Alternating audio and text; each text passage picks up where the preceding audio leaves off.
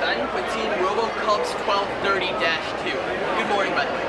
So when we were designing the robot, we wanted something that would have global appeal.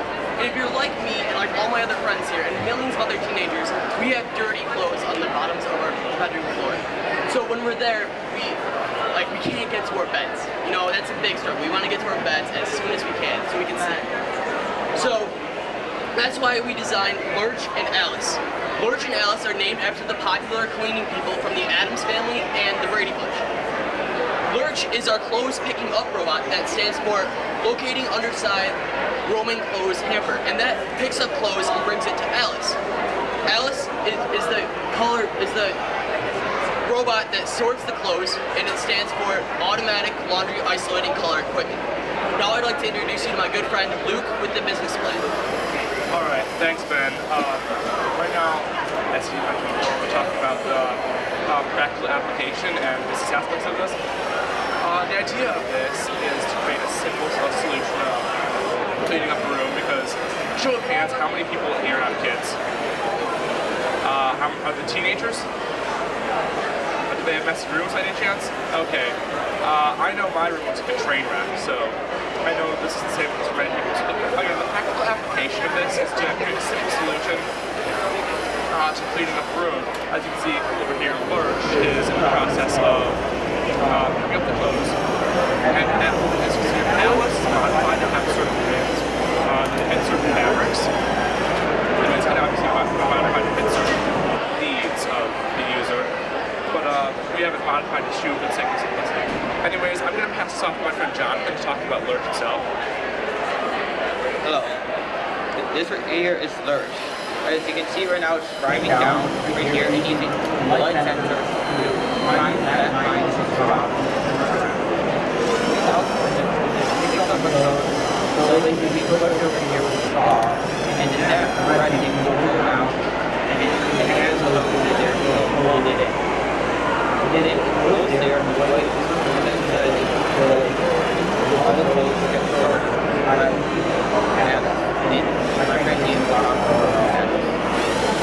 Okay, so Alice here, if the clothes made it to the robot, it can take, so when the robot pulls up when the robot comes up, the ultrasonic turns on, and the clothes would go up the conveyor and get sorted into like light and dark.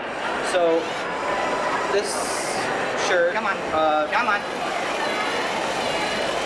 it'll get sorted into white, and basically, yeah, so we use Tetrix motors, and there's a wheel over there that spins this whole carriage back and forth. And I'm going to hand it to Grayson to talk about the code a little bit. Okay, you got 1 minute. Alright, I coded these two fine robots. I coded them in NFC for Lurch, which is a text-based language. And then for Alice, I coded it in LabVIEW for Tetrix, which is a drag-and-drop based language. Coding challenges was the robot-to-robot interaction. I had to figure out how long and how far Alice and Lurch needed to be apart and together for the conveyor to turn on and work properly. Other than that, the codes were hard codes, but I really enjoyed writing them. And when you guys come back, I'll address you guys more about those later.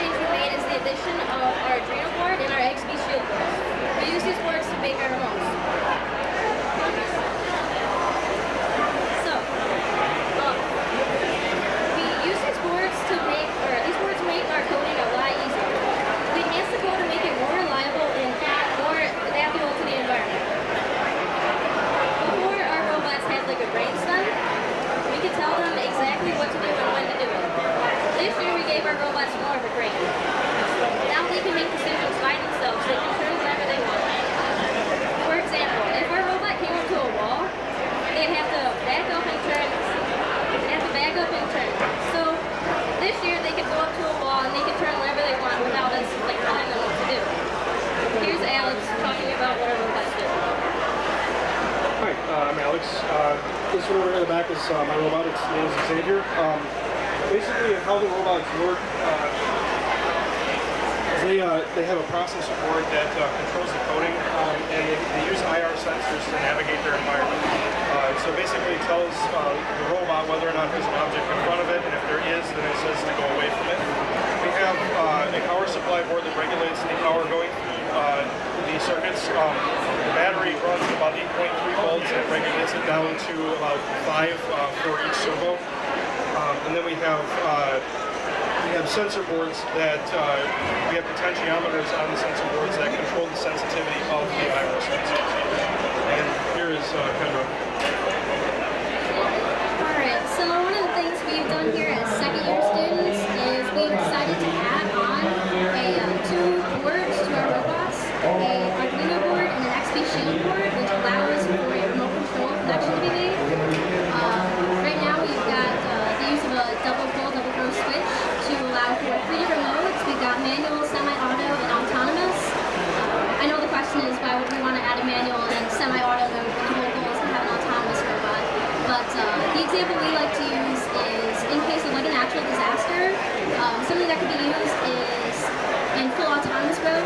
You can set your robot down and let it go, and it will wander around until it finds something. But when it finds something in autonomous mode, it's going to avoid that. So switching over to semi-auto allows us the chance to line things up the way we want it. And then full manual can be used if you want something done a specific way. Right now, the way we have the robots programmed, their intelligence allows them to make basic decisions. So we've given them the end goal, and they get to decide how they want to reach that goal. And from there, though, if you have something specific you want it to do, manual allows you to do it a specific way. Jacob's going to talk about some of the practical applications. Hi, my name is Jacob. Some of the practical applications, there are a lot of different ways that an application such as a remote control can be implemented through the use of robots. The way that we wanted to kind of take as far as the practical application on the remote control would be towards a military aspect. So, for instance, if you have a soldier out in the battlefield who may be wounded in battle and his troops can't get to him, a drone could be sent in, remote control to make it to the soldier and retrieve him or send him supplies until further help can come. Other aspects would be if there were, say, major disasters such as a fire or something along those lines, something where a human would put their life at major risk to try to save another person, they can send a drone in to help those people out. So it's kind of the application we took towards the remote control aspect as well as the semi-auto and autonomous.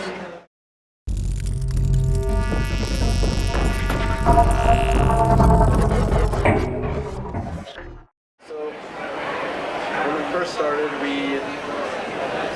none of this electrical stuff was here. We had to start with the base, like the mechanical work of this. So we had Autodesk Inventor Professional 2014.